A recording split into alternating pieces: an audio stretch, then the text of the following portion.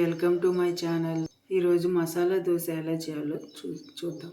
ముందుగా ఇలా పాన్ పెట్టుకొని ఆయిల్ వేసుకొని ఆయిల్ హీట్ అయిన తర్వాత ఇలా జీలకర్ర వేసుకోండి. జీలకర్ర వేగిన తర్వాత ఇలా ఉల్లిపాయలు, పచ్చిమిరపాయలు, కరివేపాకు వేసుకోండి.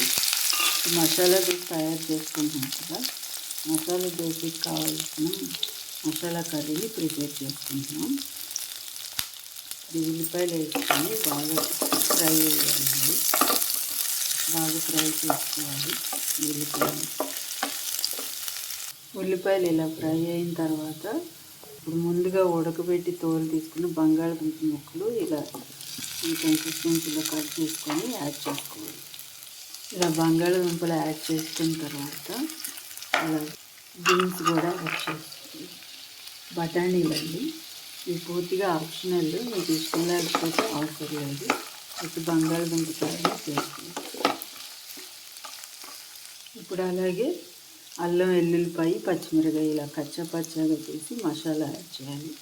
అలాగే సాల్ట్ టేస్ట్కి తగ్గట్టు, అలాగే కాస్త ధనియాల పొడి, అలాగే పసుపు, అలాగే కాస్త కారం ఇవన్నీ వేసి బాగా కలపాలండి.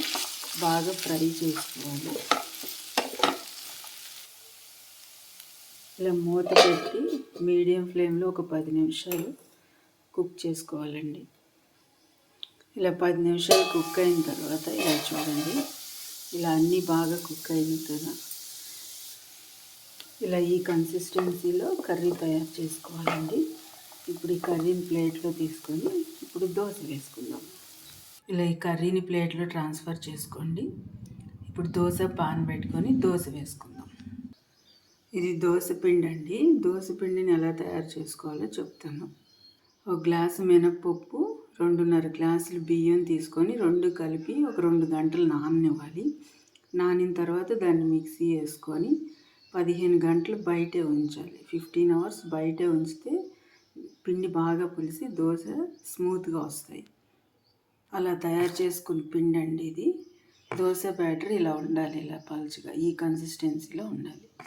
ఇప్పుడు ఈ పిండితో దోశ వేసుకుందాం. దోశ పాన్ పెట్టుకున్నాం కదా, దోశ వేసుకుందాం. ఇలా వేసుకొని ఆయిల్ వేసుకోండి. దోశకి ఆయిల్ వేయకపోతే బాగోదండి, కాస్త ఎక్కువే పడుతుంది.